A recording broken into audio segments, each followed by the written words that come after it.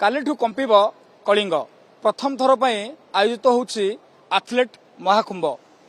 प्रथम indoor national athletic championship आयोजित होगा जाउछि पाखापाखि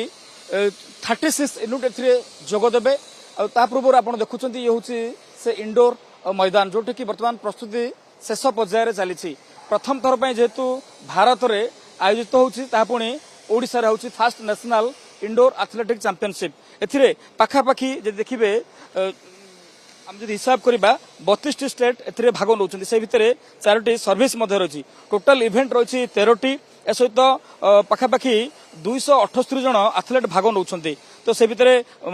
मेन जदि कथा कहबा 13 जन वुमेन 13 जन अच्छी ओडिशार खास करी 33 जन अच्छी तो ओडिशार जदि आपण जदि हिसाब करेंगे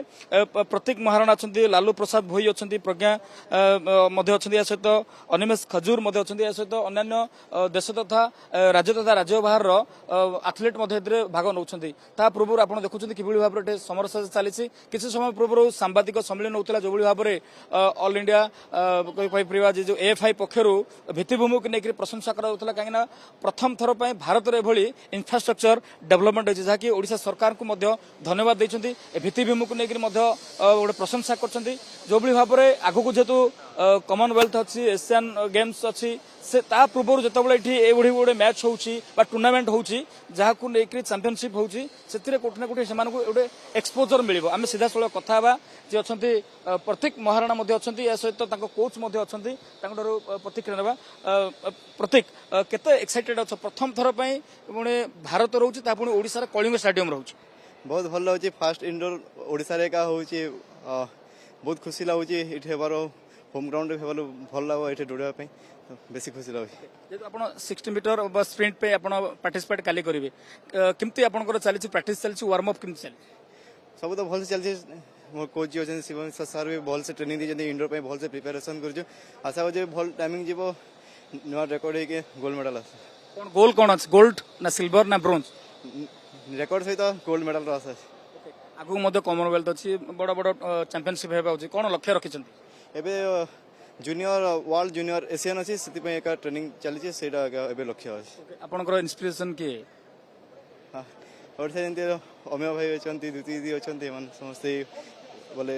ओडिशा आगू जाइए देखिए बहुत मोटिवेशन भी मिले आपन सहित अन्य ओडिया खेलाड़ी भाग नौ 33 जन महिला मेन वुमेन अच्छा तो समस्त गोटे भल हम आप आशा रखिंट हाँ जिते जन भी भाग नहीं ओडिशा समस्ते भल प्रदर्शन कर जमती देशी मेडल ओडिशा को आसो सेटा ही आपन को बेस्ट ऑफ लक आम कथा जी अच्छा कोच अच्छा आपड़ केमती देखुं जेहेतु प्रथम थर भारत रोचे पुणी ओडिशा रोचे फास्ट जदि कहीपर indoor national indoor athletic championship आप केते उत्साहित अच्छे आज कोच हिसाब से प्रत्येक मु तो बहुत उत्साहित अच्छी ओडिशावासी पूरा होम ग्राउंड होची तेणु सबू पिला माने एंजॉय करछंती आम टोटल ओडिशा ए मीट को वेट करथुलु दीर्घ 3-4 वर्ष कंप्लीट होता इंडोर स्टेडियम किंतु कंपटीशन हो नाला यहाँ फर्स्ट टाइम कंपटीशन आउ that to be first national आउ प्रतीक परफॉर्मेंस बेटर हम ये किंतु मु आउ जिन कह चाहे बिफोर एमती इंडोर कंपटीशन कहीं इंडोर ट्रैक्टा गोटे अलग ट्रैक टेक्निकाली आम मान को मसे आगु माने मेगा कंपटीशन प्रिपेरेसन ये ट्रैक एवेल करवा कथा आउ नेक्स्ट जो एशियन हम कि वर्ल्ड हम निश्चय मु माने गवर्नमेंट को सहायता मांगी जे पिला माने जो माने कि भाग ने से आसिक ये बिफोर 1 मंथ प्रैक्टिस दिया जेहेतु 13टा इवेंट होशार को पिला माने को इवेंट रे भाग नौ देखु ये तो हडल्स अच्छी आमर ओडिशार माने हडल्स रे भाग नौ लंग जंप रे भाग नौ 400 मीटर रे भाग नौ men and women both category Animesh Kujur देन आमर लालू तापरे सरुण प्रतीक एमती जयराम एमती भल भल एथलेट स्टार एथलेट ओडिशारू एथर स्प्रिंट रे भाग नौ आई होप कि प्रदर्शन भी बहुत भल रहिबो कहीं कंडीशन भी बहुत भल अच्छी आ ट्रैकटा बहुत भल माने स्पीड ट्रैकटा तेणु आगामी दिन में जो 2028 रे वर्ल्ड पाई एटा बहुत बड़ पदक्षेप है तेणु मु ओडिशा गवर्नमेंट को धन्यवाद देवा चाहूँगी एवं एएफआई को धन्यवाद देवा चाहूँगी से आमको गोटे सुजोग देइजंती एठी कंडक्ट करिया आप निहत भाव में शुणुले एएफआई ओडिशा एथलेटिक एसोसिएशन पक्ष मिलित आनुकूल्य चैंपियनशिप होची जेहेतु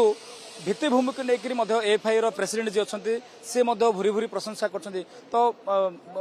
ଭାରତରେ ଏଭଳି ଇନଫ୍ରାଷ୍ଟ୍ରକ୍ଚର କୋଉଠି ବି ନାହିଁ। ତ ଏଇଟା ଖେଳାଳିଙ୍କ ପାଇଁ ଗୋଟେ ଭଲ ରହିବ। ଏ ସହିତ ପିଚ୍ ମାନେ କହିପାରିବେ ଯୋଉ ଟ୍ରାକ୍ ସେ ମଧ୍ୟ ଗୋଟେ ଭଲ ରହିଛି। ତ ସବୁ କିଛି ଅନୁକୂଳ ପରିବେଶ ରହିଛି। ତେବେ ଦେଖିବାର କଥା ଆସନ୍ତାକାଲି ଯୋଉ ଖେଳାଳିମାନେ ବା ଯୋଉ ଆଥଲେଟ୍ ମାନେ ଭାଗ ନେବେ